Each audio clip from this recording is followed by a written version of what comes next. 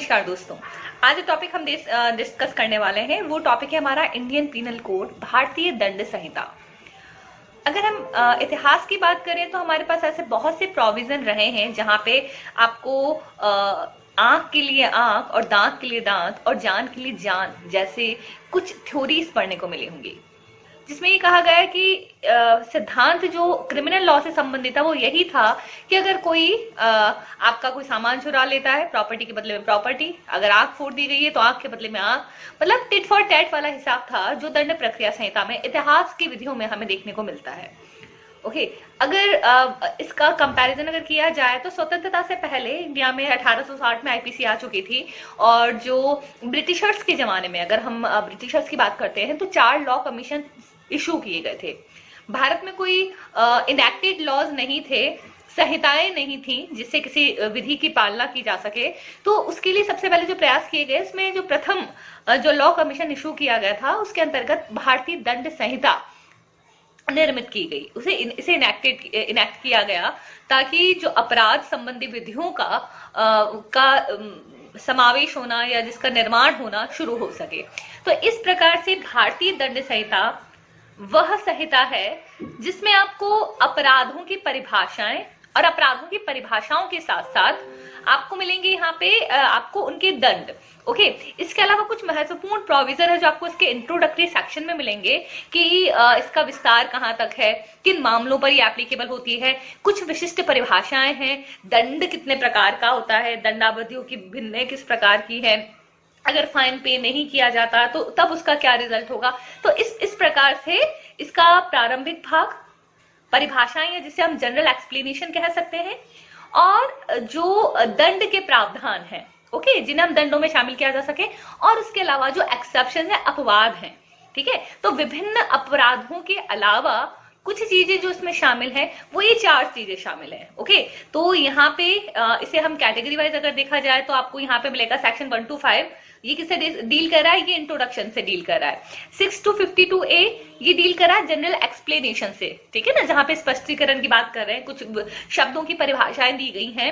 उसके बाद अगर हम बात कर रहे हैं 53 से लेकर 75 तक, ये दंड या पनिशमेंट के बारे में डील कर रहा है, और 76 से लेकर 106 तक ये अपवादों या एक्सेप्शंस के विषय से डील कर रहा है। तो आज का जो हमारा लेक्चर है वो है हमारा सेक्शन 1 to 5 जो इंट्रोडक्टरी पोर्शन है। आज हम अपनी क्लास में हम वो टॉपिक डिस्कस करेंगे।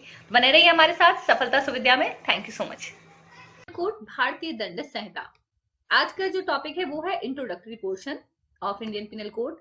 भारतीय दंड संहिता का अगर प्रारंभिकी की बात करें तो हम आज वो डिस्कस करने वाले हैं। The Indian penal code is one of the most unique spectacular penal code entailing a number of crimes, their scope, nature, punishment thereof.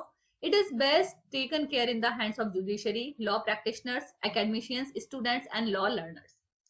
जब भी हम किसी कॉम्पिटिटिव एग्जाम की बात करते हैं जो लॉ से जुड़ा हुआ है, उसमें एक महत्वपूर्ण भाग आता है आईपीसी का, इंडियन पिनल कोड का।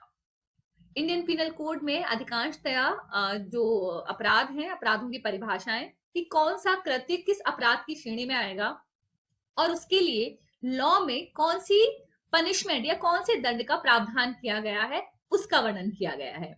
ओके, सो अगर बात की जाए कि Indian penal code, it was enacted in 1860 in the midst of cataclysmic upheavals, social, political. It stands as a tribute to the genus of the Lord Macaulay, who was the president of the first Indian Law Commission constituted in 1834.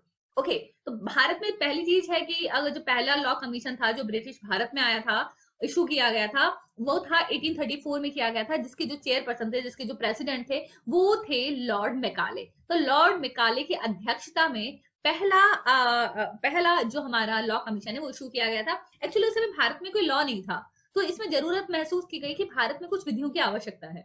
अब कौन कौन सी विधियों की आवश्यकता है उसके लिए बैठक हुई। बैठक में निर्णय लिया गया कि भाई ये विषय है। उसमें एक पिनल कोड की भी बात की गई, दंड प्रक्रिया, कि अगर कोई अपराध किया जाता है तो उसके बारे में हमारे पास कोई भी लॉ नहीं है। Okay, so Indian penal code was enacted. जब इनैक्टेड ये 1860 में किया गया, ब्रिटिशर्स के दौरान, जब ब्रिटिशर्स भारत में थे उस दौरान किया गया, ब्रिटिश इंडिया में किया गया है। और इसके लिए जो किसकी जरूरत है, इसके लिए 1834 में हम कह सकते हैं एक आधार बेस तैयार किया गया प्रथम लॉ कमीशन के द्वारा, और इसीलिए 1860 में ये हमारे सामने एग्जिस्टेंस में आया, इनेक्ट हुआ। अब इसके बैकग्राउंड की अगर बात की जाए तो there was no criminal law in uncivilised society. Okay, every man was liable to be attacked in his person or property at any time by anyone. A tooth for a tooth, an eye for an eye, a life for a life. It was the forerunner of criminal justice. As time advanced, the injured person agreed to accept compensation instead of killing his adversary. Subsequently, a sliding scale came into existence for satisfying the ordinary offenses, which gave birth to archaic criminal law. Okay, तो अब एक उस इतिहास से अगर हम बाहर निकल के आते हैं तो एक पर्टिकुलर या कोई एक विनिश्चित जिसे कहा जा सकता है लॉ का या दंड का प्रावधान नहीं था। ओके, तो जिस समय कोई लॉ या दंड का प्रावधान नहीं था उस समय हम क्या कह सकते हैं, हम ये कह सकते हैं कि उस समय मोस्टली जो प्रावधान था वो था कि आंख के लिए आंख, जान के लिए जान, ये विधि थी। ठीक है ना, तो एक ये थ्योरी थी जो एग्जिस्टेंस में थी, लेकिन बाद में फिर भी अगर हम बात की जाए कि क्रिमिनल लॉ किसको तीन हेड्स में बांट सकते हैं। एंशियंट हिंदू क्रिमिनल लॉ, हिंदुओं में दंड के प्रावधान, मोहम्मदन क्रिमिनल लॉ और इंग्लिश क्रिमिनल लॉ। तो हिंदू अपने लॉ से गवर्न होते थे, मोहम्मदन अपने लॉ से गवर्न होते थे, जो इंग्लिश थे, जो ब्रिटिशर्स थे, वो अपने क्रिमिनल लॉ से गवर्न होते थे। ठीक है, लेकिन उनका कोई संहिताकृत विधि, ठीक है, एक पर्टिकुलर फॉर्मेट में एक लॉ के रूप में हमारे सामने ऐसी कोई विधि का प्रावधान नहीं था। अब इंग्लिश क्रिमिनल लॉ जिसका डेवलपमेंट हुआ है और आईपीसी के रूप में हमारे सामने ये एक्ट आया है, तो उसके बारे में अगर हम बात करें तो when the East India Company took over the dominion of Indian Dominion, Mohammedan criminal law was enforced. In 1765, the company acquired the Nizamat of Bengal, Odisha, and Bihar. The company had to administer justice, for which, in the beginning, they adopted the policy of status quo.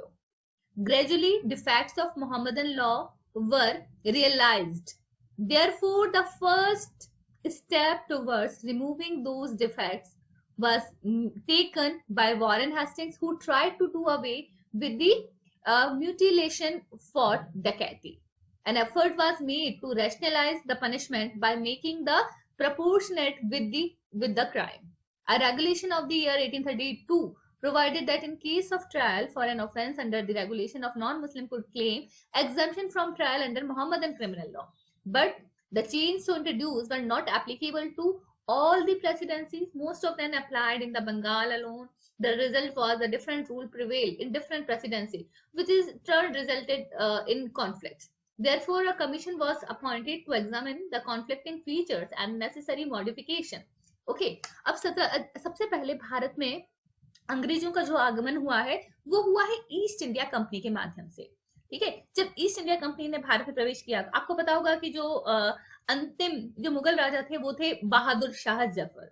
ठीक है, तो इसलिए हमें कह सकते हैं कि जिस समय भारत में ब्रिटिशर्स आए उस समय मुगलों का शासन चल रहा था, और मुगलों के शासन के समय क्या हुआ था कि जो मुगल थे, जो मुस्लिम, जो मोहम्मदन लॉ था, जो क्रिमिनल लॉ था, वो एप्लीकेबल था उस समय। ओके, तो जब कंपनी का शासन शुरू हुआ 1765 में, जो company acquire the Nizamat of Bengal, Orissa, Bihar, तो उन्होंने क्या किया था, उन्होंने एडमिनिस्टर ऑफ जस्टिस की न्याय की प्रणाली के लिए उन्होंने अपने जो नियम थे वो लागू करना शुरू किया। ठीक है, लेकिन ये क्या था कि कई जगह जो नॉन मुस्लिम थे उनके पास ये ऑप्शन था कि if they are not willing to govern by the Muslim law, वो नहीं गवर्न हो सकते थे। तो जो अलग अलग प्रेसिडेंसीज थी वहां पे अलग अलग तरीके के डिसीजंस होने लगे सेम मैटर्स में, इससे कॉन्फ्लिक्ट हुआ। ठीक है, अब कॉन्फ्लिक्ट सामने आया तो कमीशन इशू किया गया, और कमीशन में क्या कहा गया कि भाई इसमें जो कॉन्फ्लिक्ट को कैसे दूर किया जाए, क्या तरीका है, किस तरीके से इसे मॉडिफाई किया जाए, ठीक है, उसकी इसमें बात की गई। तो यहाँ पे जो इंग्लिश क्रिमिनल लॉ है, जो डेवलपमेंट ऑफ आईपीसी है, यहाँ से उसकी शुरुआत हुई। अब हम बात करते हैं कि जब आईपीसी हमारे समक्ष आ गया, इसका जो प्रारंभिक जो प्रोविजन है वो किसकी बात करते हैं, वो उसकी बात करते हैं 5 प्रोविजन आपको याद रखने हैं। Title and extent of operation of the code, detail हम बाद में पढ़ेंगे कि इसके प्रारंभिक या इंट्रोडक्टरी पोर्शन की जब हम बात करें तो 5 प्रोविजन है। Title and extent of operation of the code, IPC का टाइटल क्या होगा, किस नाम से इसे जाना जाएगा, ठीक है, इसका शीर्षक क्या होगा और इसका विस्तार कहां तक होगा। ठीक है, अब दूसरा इसमें पनिशमेंट होंगे, जो पनिशमेंट कैसे दिया जाएगा, जो भारत के अंदर अपराध किए गए हैं, पनिशमेंट ऑफ ऑफेंसेस जो भारत के बाहर किए गए लेकिन ट्राइबल है। तीसरा जो सेक्शन 3 है वो ट्राइबलिटी की बात करता है, ट्राइड इन इंडिया।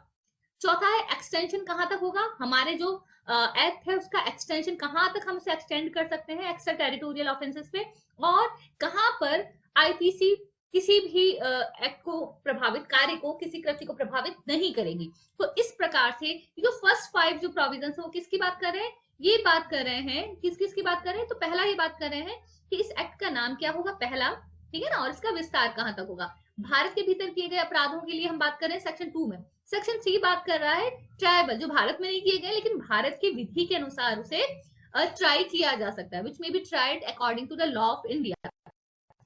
हम किसकी बात कर रहे हैं, एक्सटेंशन की, कि ऐसे कौन से मामले हैं जहां पर हम आईपीसी को एक्सटेंड कर सकते हैं, और पांचवा है कि ऐसे कौन से मामले हैं, ऐसे कौन से कृत्य हैं जिन पर आईपीसी एप्लीकेबल नहीं होगी। तो इस प्रकार से जब भी हम लॉस की बात कर रहे हैं तो आपको आईपीसी का जो बेस है, इसका जो आधार है, इंट्रोडक्शन है, वो बहुत आपको सही तरीके से समझ में आना चाहिए। तो सबसे पहले क्या हो गया, title and extent of operation of the code. This act shall be called the Indian penal code and shall extend to the whole of India, ठीक है, except the state of Jammu and Kashmir, ठीक है ना, ओके। अब बात कर रहे हैं कि अब देखिएगा हमने 370 धारा कश्मीर से हटा ली है, तो the word except the state of Jammu and Kashmir omitted by the act 34 of 2019, okay, and उसका जो सेक्शन 95 उसके, और जो 5th शेड्यूल है उसमें जो प्रभाव कब से प्रभावित हुई है, कब से प्रभाव में आई है, वो है 31 अक्टूबर 2019 से। तो आईपीसी पूरे भारत पर एप्लीकेबल है आज की तारीख में, ये आपको याद रखना होगा। दूसरा है पनिशमेंट, अगर भारत में कोई अपराध किया गया तो भारतीय विधि से तो दंडित होना ही है आपको, तो जो भी व्यक्ति अपराध करेगा भारतीय विधि के अनुसार दंडित किया जाएगा। तो every person shall be liable to punishment under this code and not otherwise for every act और omission contrary to the provision thereof of which he shall be guilty within India. कोई भी व्यक्ति, तो section 2 किसी every person, हम यहाँ पर foreigner, non foreigner, citizen, कोई इसमें कोई डिफरेंशिएशन नहीं कर रहे हैं, ठीक है ना। तो हो सकता है कोई फॉरेनर है, कोई एलियन एनिमी है, चाहे कोई भारत का ही व्यक्ति है, भारत का ही सिटीजन है, ओके। तो एवरी पर्सन जो भारत के भीतर अपराध करता है भारत की विधि के अनुसार दंडनीय होगा, ये बात सेक्शन 2 में कही गई। तो किसकी बात कर रहा है सेक्शन 2, विद इन इंडिया। तीसरा है कि punishment of offences committed beyond India but which are triable within India, भारत से बाहर अपराध किया गया है लेकिन ट्राई हम भारत में कर रहे हैं। Any person liable by any Indian law to be tried for an offence committed beyond India shall be dealt with according to the provisions of this code for any act committed beyond India in the same manner as if such act has been committed within India। कि जो भारत से बाहर किया गया है लेकिन भारत के अंदर की गई जो विधि है उसके द्वारा पनिशेबल है। रीजंस बहुत सारे हो सकते हैं, हम आगे पढ़ेंगे उन्हें। अब है कि extension of the code to extra territorial offences.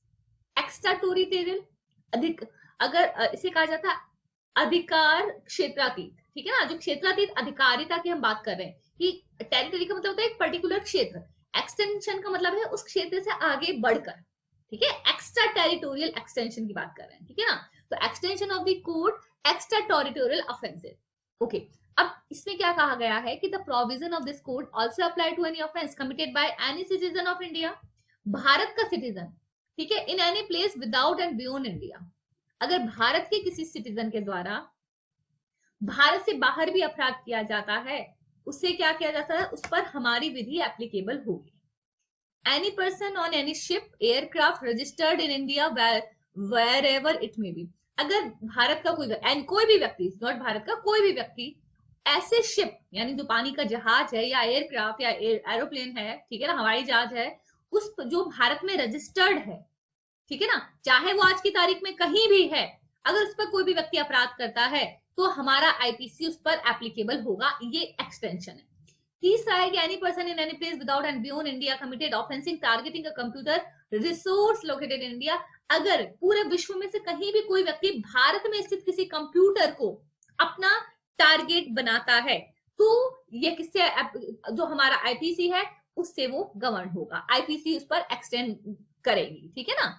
अब इसमें एक एक्सप्लेनेशन दिया गया है कि पहले तो ऑफेंस क्या है। देखिए ऑफेंस सेक्शन 40 में भी डिफाइन किया है कि इस सेक्शन में offence include every act committed outside India which is committed in India would be punishable under this code, okay. तो ऑफेंस का मतलब हो गया ऐसा कोई भी कृत्य जो अगर भारत में किया जाता है तो आईपीसी में दंडनीय होता। और दूसरा है कंप्यूटर रिसोर्स का मतलब वही होगा जो क्लॉज के है सब सेक्शन 1 ऑफ सेक्शन 2, 21 के जो इंफॉर्मेशन टेक्नोलॉजी एक्ट 2000 है उसमें जो डेफिनेशन दी गई है, हम सेम वही डेफिनेशन मानेंगे। अब इसमें एग्जांपल है, A who is citizen of India commits a murder in Uganda, he can be tried and convicted of murder in any place in India in which he may be found। ए जो भारत का citizen है, commits a murder, Uganda में एक murder करता है, ठीक है ना, उसे ट्राई किया जा सकता है, उस पर केस चला सकते हैं और उसे कन्विक्ट किया जा सकता है मर्डर के लिए भारत में किसी भी स्थान पर जहां पर वो पाया जाता है। ओके, अपराध उसने युगांडा में किया है, लेकिन अगर भारत में मिलता है, ठीक है, वो भारत में पाया जाता है, तो क्या किया जा सकता है, उसके अगेंस्ट हम कोई भी डिसीजन ले सकते हैं। अब एक certain laws not to be affected by this act, कुछ लॉ हैं जो इस certain laws not to be affected by this act, और कुछ लॉज की अगर हम बात करें तो वो उस पर इसका प्रभाव बिल्कुल नहीं पड़ता है, ठीक है ना। जैसे फॉर एग्जाम्पल आईपीसी का कोई लेना देना नहीं है कुछ अपराधों से, आपको सीधा 5 में ये मान के चलना है। तो nothing in this act shall affect the provisions of any act of punishing mutiny and desertion of officers, soldiers, sailor or airmen in the service of the government of India or the provision of any special or local laws। जो हमारे जो airman है, हमारे जो soldiers हैं, ठीक है ना, और जो हमारे क्या कहते हैं नेवल अधिकारी हैं, ठीक है, नेवी में जो हमारे ऑफिसर्स हैं, कि उन लोगों पर उनका लॉ एप्लीकेबल होगा, उन पर आईपीसी एप्लीकेबल नहीं होगा। ओके, तो हमें अगर आईपीसी का बेस याद रखना है, लॉर्ड मैकाले की अध्यक्षता में जो लॉ कमीशन इशू किया गया था, उसके अंतर्गत इसकी व्याख्या की गई है, उसके अंतर्गत आईपीसी का निर्माण किया गया प्रथम लॉ कमीशन के द्वारा। उसके बाद जो फर्स्ट 5 सेक्शन है, पहला सेक्शन में इसका टाइटल की बात करता है, और किसकी बात करता है, टाइटल के साथ साथ उसमें बताया गया है कि एप्लीकेबल कहाँ होगा, पूरे भारत में ये एप्लीकेबल है, भारत में के भीतर किए गए अपराधों पर आईपीसी एप्लीकेबल होगा। ऐसे अपराध जो भारत से बाहर किए गए लेकिन भारत में ट्राई किए जा सकते हैं, ट्राइबल है, उसमें एप्लीकेबल होगा सेक्शन 3 के अकॉर्डिंग। सेक्शन 4 बात करता है इसको कहाँ कहाँ हम एक्सटेंड कर सकते हैं, ठीक है ना, एक्सटेंशन की बात कर रहा है। और सेक्शन 5 में कहा गया है कि कुछ ऐसी विधियां हैं जिन पर इस आईपीसी का कोई प्रभाव नहीं होगा। इसके साथ ही हम आगे की जो क्लास है उसमें हम आगे की जो